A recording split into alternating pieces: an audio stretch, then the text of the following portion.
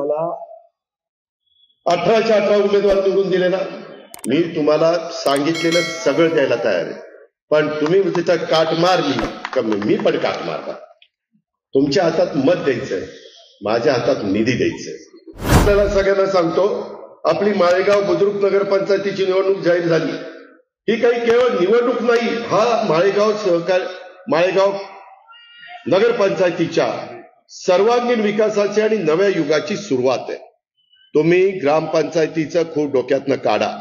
आपल्याला खूप काम करावं लागणार आहे, त्याच्याकरता निधी लागणार आहे. माळेगावकरांनो, तुमचं बजेट आहे फक्त 5 ते 6 कोटीचं. 5 ते 6 कोटीमध्ये तुम्ही किती वर्ष घासली तरी विकास होऊ शकत नाही. जसं मी काही वर्षामध्ये बारामतीकरांना काही 1000 कोटी रुपये आणून दिले म्हणून बारामतीचा विकास तुम्हाला दिसतोय. ती गोष्ट आपल्याला माळेगावमध्ये करायची. नगरपंचायत झाल्यानंतर 4-5 वर्षात 525 कोटी रुपये तुम्हाला तुमचे मिळाले असते, परंतु आम्ही 350 कोटीच्या पेक्षा जास्त रक्कम आणलेली आहे. त्याचा विनियोग नीट झाला पाहिजे. आज तुमचं 15 कोटीची नगरपंचायतीची इतकी चांगली वास्तू आम्ही बनवलेली. मी ऑप्शन देत असतो, 1, 2, 3, 4, 5 वेगवेगळ्या आर्किटेक्टला बोलवत असतो आणि मग त्याच्यात ज्याचं आवडेल ते मी फायनल करत असतो. तुम्हालाही बिल्डिंग झाल्यानंतर म्हणाल की अजित पवारांनी इथं सांगितलेलं खरं झालं.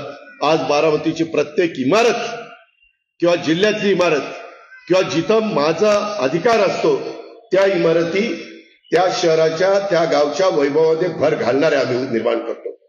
आमचं महायुतीचं सरकार, देवेंद्र, मी एकनाथराव त्याला निधी देतो.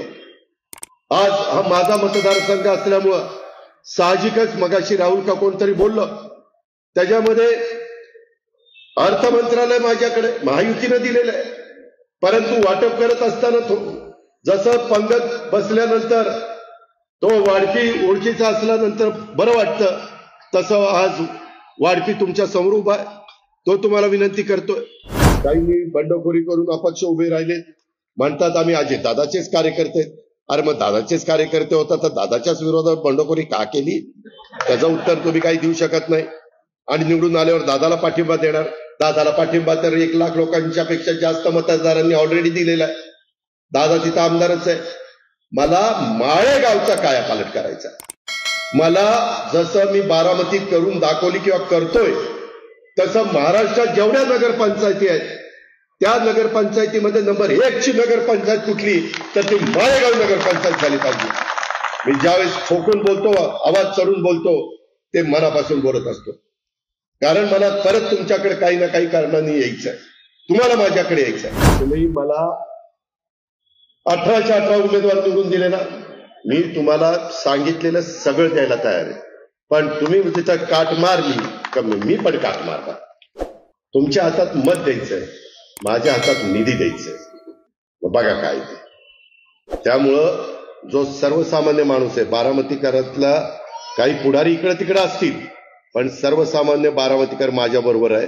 त्याच्यामुळे काही तिथं काळजी करायचं कारण नाही.